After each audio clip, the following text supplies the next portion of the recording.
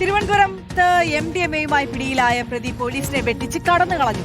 ചേരമാൻ തുരുത്ത് സ്വദേശി അസ്ജറാണ് പോലീസ് കസ്റ്റഡിയിൽ നിന്ന് രക്ഷപ്പെട്ടത്. 80 ഗ്രാമോളം MDMA-യുമായാണ് ഇയാളുടെ വീട്ടിലെ കിടപ്പുമുറിയിൽ നിന്നും ഇയാളെ പിടികൂടിയത്. പ്രതിക്കായി പരിശോധന തുടരുകയാണ്. സൗന്ദര സാജു വിവരങ്ങൾ നൽകും. സൗന്ദര, ഈ പ്രതി പോലീസ് കസ്റ്റഡിയിൽ ഇരിക്കെ രക്ഷപ്പെടുകയായിരുന്നു അല്ലേ? ആര്യ ഇന്ന് രാത്രി 9 മണിയോടുകൂടിയാണ് ഈ സംഭവം ഉണ്ടായത്. തിരുവനന്തപുരം കഠിനംകുളത്താണ് ഇത്തരത്തിൽ MDMA-യുമായി യുവാവിനെ പോലീസ് പിടികൂടിയത്. ചേരാമൺ തുരുത്ത് സ്വദേശിയായ അസ്ജർ 36 വയസ്സുകാരനാണ്.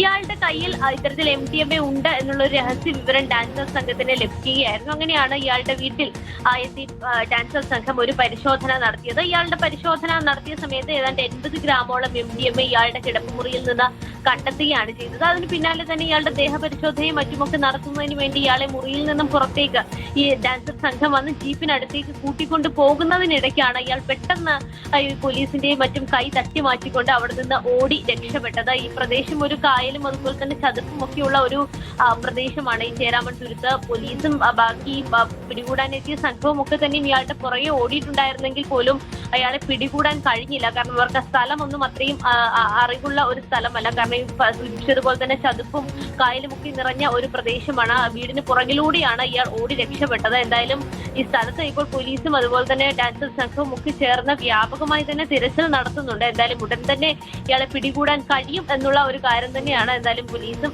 വ്യക്തമാക്കിയിരിക്കുന്നത്. വ്യാപകമായി തന്നെ പ്രദേശത്തൊക്കെ തന്നെ തിരച്ചിൽ നടത്തി വരികയാണ്. ഓക്കെ, സൗന്ദര സാജുവാണ് വിശദമായ വിവരങ്ങൾ നൽകിയത്.